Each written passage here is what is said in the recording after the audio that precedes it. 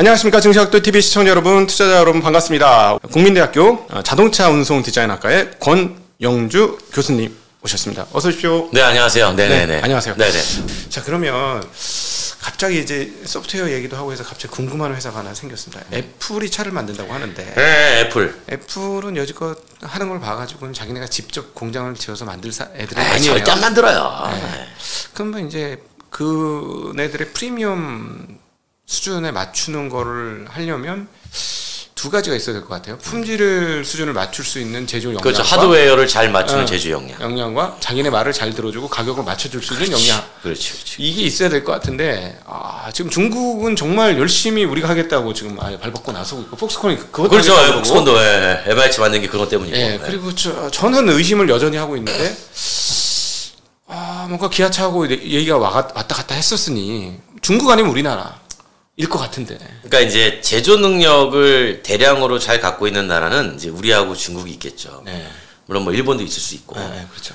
그런데 이제 애플이 보는 건 말씀하신 것처럼 철판을 하나 달아도 고품질을 달아야 돼요. 네. 단차도 없어야 되고 조립도 잘해야 되고. 네. 근데 이게 조립도 하나의 품질 능력으로 보면 우리나라가 잘해요. 네. 그러니까 우리나라에 탐을 내죠. 네. 근데 이제 우리나라 중에 누가 애플 거를 만들어줄 수 있겠어요? 물론 만들어줄 수는 있어요. 네, 누구나 다 만들 수는 있죠. 만들어줄 수 있는데 만들어주는 순간 자기 브랜드를 포기해야 돼요. 기아가 애플 거를 만들어주는 순간 기아 브랜드를 포기해야 돼. 그걸 포기하겠냐 이 말이에요. 그렇죠. 힘들죠. 어렵죠. 그래서 제가 알기로 협상이 결렬됐던 걸로 알고 있습니다. 그리고 이제 예를 들면 이런 거죠. 애플카를 기아가 만들었다. 화성 공장을 아예 기아 애플 전용 라인으로 만들어가지고 거기서 만들었다고 치면 그 동일한 모델의 기아 버전도 있을 거예요. 기아는 단순하게 애플의 차를 위탁 생산하고 생산 마진만 가져가려고 할까요? 아니죠. 기아의 일부 제품은 애플의 생태계 안에 들어가고 싶을 거예요. 아이튠즈라고 하는 12억 명 안에 생태계. 그죠? 네. 애플 입장에선 받아들이지 못하죠. 예를 들어 지점장님은 애플카를 사가지고 생태계로 들어갔는데 나는 기아 그거보다 싼 기아차를 사가지고 생태계 들어갔어. 내 저기 생태계 들어가고 싶은데 내가 왜 그럼 비싸게 애플카를 사? 이거 더 들어가면 되지. 이거 당연히 맞겠죠. 애플은. 그러겠죠. 그러면 기아 입장에서는 탐나는 제한이 아닌 거죠. 그냥 완전 하청기지니까. 그렇죠. 예. 진짜 폭스콘 같은 하청기지. 그렇죠. 그럼 탐나는 제한이 아니에요. 그러면 이제 애플 입장에서 선택지가 브랜드가 그래도 조금 있는 애들은 안 하려고 그러네. 브랜드가 없는 애들 찾아가야 되겠다. 그러다 보니까 이제 자꾸 중국을 기웃대니까 중국의 브랜드가 약간 약한 자동차 회사들이 있어요. 장한 자동차 이런 애들. 그런 애들이 우리가 만들어줄게. 우리가 자동차 지금 많이 만들어 봤거든. 충분해. 우리가 만들어줄게 하고 계속 손을 내미는 거죠. 내미는데 이제 애플 입장에서는 이게 또 미국 정부하고 중국하고 갈등이 생기네. 야, 이게 중국에다가 자칫 줬다가 또 나중에 위험한 거 아니야? 그런 생각을 하게 되죠. 그래도 한국으로 가야 되나? 그럼 다시 또 한국으로. 그래서 지난번에 빠이빠이 했던 기아야, 일로 다시 한번 와봐. 또 그랬었습니까? 그러니까 와봐. 야, 니네가 지난번에 요구한 거 있잖아. 그 생태계 우리가 조금 고민해 볼게. 그러면 다시 협상의 여지가 생길 수도 있는 거죠. 그러니까 그런 예측들을 여러 가지 시나리오로 해보는 거죠. 중국은 구애를 하고 있으나 애플의 입장에서는 자동차를 만들긴 할 건데 누구의 생산 파트너와 손을 잡냐가 지금 여러 가지 국제적 관계까지 고려해야 되는 상황까지 와버린 거죠. 처음에 만들겠다고 고려할 때는 미중 간의 갈등이 이렇게 심각하지 않았으니까. 근데 이 심각하니까 지금은 그런 것까지 고려를 해야 되는 상황이니 뭐 한국 아니면 유럽이라고 봐야죠. 오히려. 그럼 유럽이 폭스바겐 안 할 것 같은데? 할까요? 폭스바겐이? 폭스바겐 그룹에 다른 그 하위 모델 스코다 같은 데가 있죠. 체코에 있는.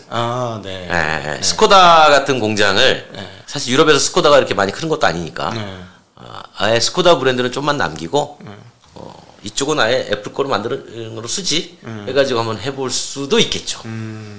애플카가 나올 거라고 보십니까? 저는 나올 거라고 봐요. 저는 개인적인 이제 경험이 하나 있는데 폭스바겐 그룹의 디지털 총괄하던 사람이 한 명 있었어요. 이름이 까먹었어요. 제가 찾으면 나오는데 그 친구를 하노버에서 만난 적이 있었어요. 그 당시에 저한테 그 하노버 무슨 박람회에서 폭스바겐 여러 가지 기술들을 양자 컴퓨터 비롯해가지고 설명을 하면서 걔가 이제 그 당시에 총괄이었는데 그 친구가 북미로 갔거든요. 네. 폭스바겐 북미에 그 무언가 자율주행 쪽에 뭐 총괄하는 걸로 갔다가 어느 날 사라졌어요. 근데 그 애플 가 있어요? 애플 가 있더라고. 그러니까 저는 사람을 보거든요. 애플이 뭔가 자동차를 만들지 않을 거면 그런 이런 사람들 왜 땡기지? 핵심 인재를 가 있더라고요. 그래서 사람 모으는 작업을 하고 있구나. 어차피 자기들이 직접 생산을 하지 않을 거니까 그러니까 생산이 가능하게 만들 수 있는 사람들을 이제 만들어 놓는구나. 그렇지.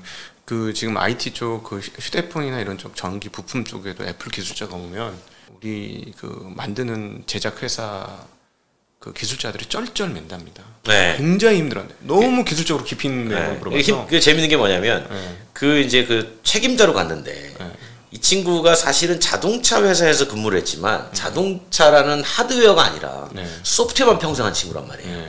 그러니까 하드웨어 뭐 소스가 어떻고 엔진이 어떻고 이런 사람 하등 필요 없고 소프트웨어만 한 사람.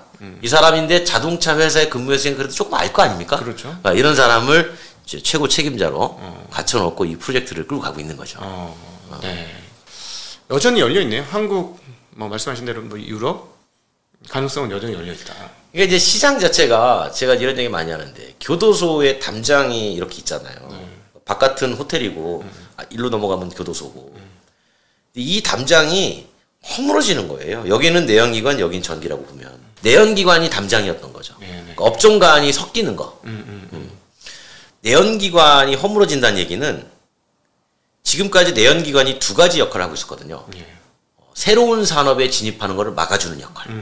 왜냐하면 워낙 기술 장벽이 높기 때문에 이걸 막아주는 역할. 그 다음에 대규모 생산이라고 하는 이게 엄청난 대량 생산의 어려움. 이 두 가지가 새로운 산업자들이 들어오는 걸 막아주는 역할을 했어요. 신규 진입자들이 사업자들이 진입을 못하도록. 못하죠. 근데 이게 허물어졌잖아요.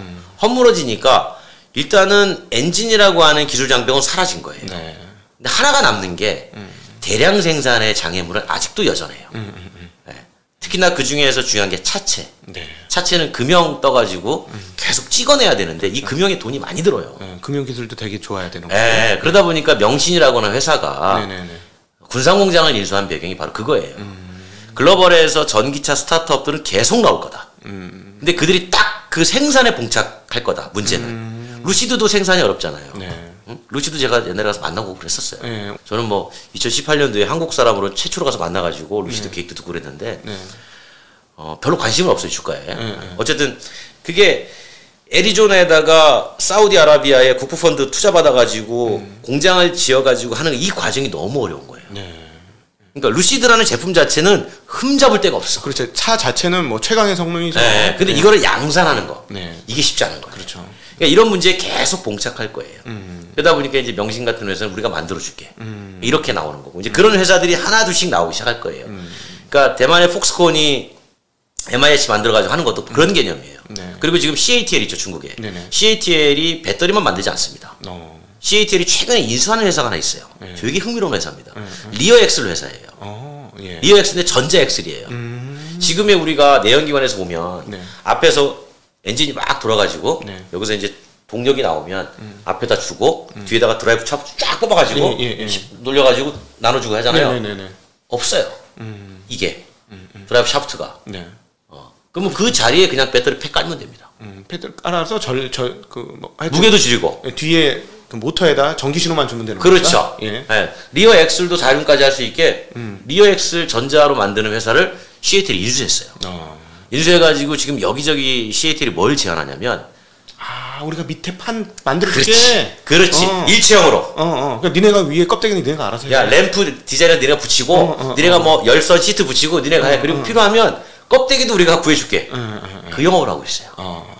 어차피 배터리 우리가 나오니까. 그렇죠. 이렇게 하는 게 너희가 오히려 더 쌀 그렇죠. 거야. 그렇게 패키지로 사는 게 더 싸요. 어차피 셀은 지네 거 쓰니까. 그런 영업을 하고 있다는 거예요. 그 얘기는 뭐냐면 여기도 껍데기만 붙이면 들어온다는 거예요. 그러네요. 그러니까 새로운 진입자들이 들어오기 너무 쉬운 시장이에요. 그러니까. 한편에서는 스타트업은 양산하기 어려운 업종이고. 근데 이게 점점점 섞이지 않겠어요? 그러겠죠. 그러니까 이제 전통적으로 내연기관 제조사 입장에서는 이게 단순하게 전기차로 바뀌어가지고 전기차 많이 파네 적게 파네 이 문제가 아닌 거예요 지금. 저렇게 새롭게 들어오는 경쟁자는 어떻게 막아낼 것이며 못 막는다면 오히려 역으로 그들이 주력으로 삼고 있는 업종에 우리가 어떻게 들어갈 것이며 네. 그러니까 이종 간의 산업이 완전히 혼합되는 거죠. 네네네. 그걸 고민하고 있는 거예요. 예. 그럼 앞으로 장기에 이제 모빌리티 산업이 진짜 완전히 춘추 전국 시대에 이제 진입이 되고 있는 거죠. 그렇죠. 예. 그 춘추 전국 시대보다 더한 거죠. 예. 모든 전기 회사는 다 진입할 수 있는 상황이 되는 거고. 저는 LG전자도 한다고 그랬다니까요. 그러니까 LG전자도. 예. 그러니까 삼성전자도 마찬가지고 이게 뭐냐면 고객과 경쟁하지 않는다 그런 개념이 아니라 디바이스 관점에서 전자기기의 관점에서 그냥 하지 않으면 안 되는 또 하나의 전자기기. 텔레비전처럼. 그렇죠. 또 하나의 내 친구가 아니라 그냥 내가 뭐 로봇 지능 청소기도 있고, 뭐 전자레인지도 있고 그런 여러 연장선 중에 그냥 전기로 굴러가는 자동차 하나. 그렇게 된다는 거예요. 그렇게 되면 이 전자 회사도 다 들어오게 되는 거죠. 그러면 누가 승자일까? 여기서 이제 승자를 가지고 얼마나 재미난 질문이 있었냐면 예전에 이제 디터 제체라고 하는 벤츠 회장이 이제 저도 프랑크푸르트 모터쇼 가서 이제 만나가지고 이런저런 얘기하는데 물어봤어요. 네. 누가 이길 것 같니? 헤게모니는 누가 잡을 것 같니? 그랬더니 딱 그 사람이 이런 얘기를 해요. 자동차 회사가 계속 헤게모니를 쥐고 갈 거야. 너 근거가 뭐야, 당신? 그랬더니 내연기관으로 바퀴를 굴리든 전기로 바퀴를 굴리든 기본적으로 자동차는 사람이 탑승하는 전제를 가지고 있기 때문에 이 사람의 안전이 중요하고 자동차 회사는 140년 동안 이동하는 기계를 만들었기 때문에 이 세이프티가 얼마나 중요하다는 걸 그리고 어떻게 세이프티를 확보해야 되는 걸 아주 잘 알고 있어. 그러니 신생으로 들어오는 회사들은 이걸 어려울 거야. 그냥 겉으로 보기에는 껍데기가 똑같으니 동일할 거라고 생각하지만 정작 위험 순간에 사람의 목숨을 경상에서 그냥 가벼운 찰과상으로 줄여주고 중상에서 경상으로 줄여주고 사망에서 중상으로 바꾸는 건 바로 이 보이지 않는 기술들이야. 네. 일리 있다. 네. 그 어느 날 그 비슷한 얘기를 구글 가서 물어본 적이 있어요. 네. 또는 자율주행하는 사람들한테 그랬더니 그래서 사고 없는 자율주행하는 거야. 아예. 노 액시던트. 제로. 네. 글로 가면 왜 그걸 고민해야 돼? 아예 사고가 없는데 네. 왜 충돌했을 때 크럼블 존을 생각해야 되고 왜 얘가 꺾이면서 충격을 흡수해야 되고 왜 고장력 강판을 뭐 써야 되고 왜 고민해야 돼? 그냥 프라틱 쓰면 안 돼? 저도 한번 경험이 있어요. 저도 그냥 속도만 걸어놓고 가다가 갑자기 차가 쓰는 거예요. 네. 그래서 이게 왜 쓰냐? 또 뭐 잘못된 애로 엑셀을 밟았는데 밟고 나서 갑자기 눈에 보니까 뭐가 불빛이 있는 거예요. 네. 하고 깜짝 놀라서 근데 급하게 브레이크를 밟았어요. 거의 박을 뻔했는데 봤더니 이게 뭐냐면 농기 큰 트랙터가 뒤에 뭐 하나를 달고 가니까 빨간불이 전혀 없었던 거예요. 그치. 인식을 못한 거죠. 저는 인식을 못했는데 얘가 먼저 인식을 한 거예요. 그래서 이게 여기 혼합해서 쓰면 조금 더 사고율이 낮아진 건 분명히 맞겠구나 그런 생각 그때 처음 해봤었거든요. 네. 근데 그건 이제 지금 수준인 거고 이제 그 당시 얘기는 결국 자율주행이 도로에 완성돼서 나온다고 한다면 아예 사고가 없다. 네, 왜냐하면 그런 전제로 자율주행이 나오는 거니까. 그러니까 이거에 대해서는 여전히 분분하죠. 네. 완벽한 자율주행은 없다. 네. 불가능하다라는 부정적인 의견과 자율주행은 가능하다라고 하는 긍정적인 의견. 자율주행에 주식을 투자하시는 분들은 가능한 얘기지. 하지만 그쪽에 하지 않으시는 분들은 법적 책임이 명확해지지 않는 한 그리고 그렇지. 버그라는 것은 영원히 존재해. 그렇기 때문에 이건 불가능해. 아니 모두가 그 운전사 없는 차가 되면 가능할 수도 있을 것 같은데 그 과정에서 운전사 있는 차들이 있으니까. 그럼요. 그게 굉장히 어려울 것 같더라고요 저는. 네, 그래서 이제 미국에서도 그런 얘기 있었죠. 자율주행 레인을 별도로 달라. 아예. 그래도 이제 미국에 출근 시간에 밀리는데. 네. 카풀레인은 한가한데 미국은 다 혼자 운전하잖아요. 우리도 마찬가지지만 이쪽은 꽉 막혀 있고 여기는 뻥뻥 뚫려 있고 가뜩이나 밀리는데 뭐 하나 차선 하나 더 자율주행으로 달라고 이제 이거 하시는 분들이 안 돼. 그래서 못 하는 경우가 많은데 이제 그만큼 이제 변화할 때 시간이 필요한 거죠. 근데 이제 우리가 언론이나 이런 거 보면 당장 뭐 레벨 3, 레벨 4 자율주행 내일 나옵니다. 뭐 당장 뭐 2, 3년 뒤에 나올 것 같잖아요. 제가 볼 때는 어려워요. 네. 그럼에도 불구하고 계속 그런 얘기가 나오는 건 주식 때문인 것 같아요. 그러시구나. 확실히 시각이 많이 다른 분하고 이렇게 만나서 이 측면에서 주식 측면에서 많이 도움이 됩니다. 그러니까 저는 뭐 주식을 안 하기 때문에 제가 그냥 제 생각을 얘기하는 것뿐이에요. 네. 그럴 수 있을 것 같아요. 충분히 주식시장의 일부는 생각을 유도하게 하는. 저는 현실을 보니까. 네, 그렇습니다. 자, 그러면 이제 자동차가 아니고 모빌리티로 바뀌는데 이제 마지막으로 한번 이 질문을 한번 드려보면 좋을 것 같아요. 진짜로 모빌리티로 바뀌는 게 맞는 것이며 그럼 모빌리티는 도대체 뭐냐 하는 갑자기 고민이. 아니 그러니까 오히려 저는 그 지영님 여쭤보고 싶네요. 모빌리티를 어떤 개념으로 인식하셔가지고 저한테 그런 질문하신 거예요? 사람들이 자꾸 자동차의 한계를 넘어서 움직이는 탈 것의 어떤 썸띵 이렇게 얘기하잖아요. 저 사실 잘 모르겠는 거예요. 도대체 그게 그럼 차박을 마음대로 하는 거야? 아니면 운송 장비, 물류 장비를 얘기하는 거야? 그럼 안에서 노는 걸 얘기하는 거야? 도대체? 정확히 저도 개념 안 잡히는 거예요. 네. 마치 뭐 그렇게 말씀하시니까 무슨 랜드로버 슬로건처럼 비욘드 로드 길을 넘어서 이렇게 들리는데 단순한 거예요. 모빌리티는 이동이잖아요. 나뭇잎이 떨어져도 모빌리티고 바람에 흔들리는 낙엽도 모빌리티고 의학서에 갈대가 흔들리는 것도 모빌리티라고 인문학자들은 얘기를 합니다. 이게 결국은 움직이는 거예요. 그러니까 인간이 살면서 딱 두 부류잖아요. 멈춰 있거나 움직이거나. 그러니까 움직이는 모든 걸 이동이라고 한다면 자, 지금까지 인류는 그 이동을 얼마나 효율적이고 편하게 만들어 줄 수 있을까를 끊임없이 고민을 해왔고 그 이동은 지금도 여전해요.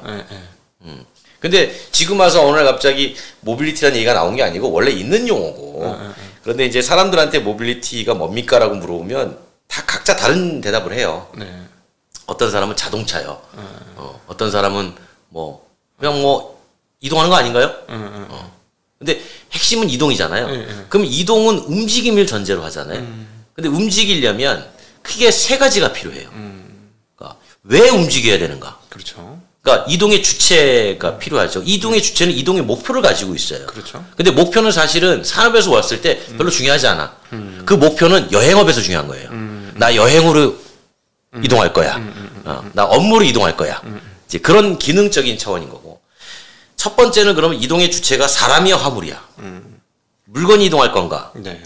사람이 이동할 건가? 라고 하는 이동의 주체가 필요하고. 이 주체에 따라 가지고 잘 이동시켜줄 수 있는 이동 수단이 필요할 거 아니에요. 그게 자전거가 됐든 바이크가 됐든 자동차가 됐든. 근데 지금까지 이게 자동차 포션이 워낙 크다 보니까 모빌리티는 자동차. 이렇게 많이들 인식하는 거예요. 가장 보편적으로. 근데 이 이동 수단이 목적지까지 가려면 경로가 필요해요. 그렇죠. 배가 있으면 항로가 필요하고 항공기는 필요하고 육상은 도로가 필요하고 그러니까 이 세 가지가 뿌리처럼 기둥처럼 딱 서 있어야 이 이동이 완성되는 거예요. 그러니까 모빌리티는 단순하게 어느 하나를 지칭하는 게 아니라 이동이라는 측면에서 보고 그 이동을 구성하는 세 가지 중요한 테마가 이동의 주체와 수단과 경로라는 거죠. 그런데 이 밑에 뭐가 있냐면 에너지가 있는 에너지죠. 에너지죠. 근데 지금 이 모빌리티 이야기와 에너지의 이야기를 아주 혼동해서 얘기를 많이들 하는 거예요. 여기저기서 들어오면. 전기차를 얘기하면서 모빌리티 얘기해. 이건 에너지의 관점이에요. 그렇지. 전기차가 물론 모빌리티라는 큰 틀에서 전기차는 원 오브 댐. 그렇죠. 원 오브 댐인데 그냥 전기 자동차가 뭔가 많이 나오고 그러면 모빌리티가 대전환된다 그래. 제가 물어봐요. 뭐가 대전환되는 거야? 에너지 혁명인데 그렇죠. 그걸 자꾸 모빌리티 혁명이라고 그렇죠. 거거든요. 물론 영향은 줄 수 있어요.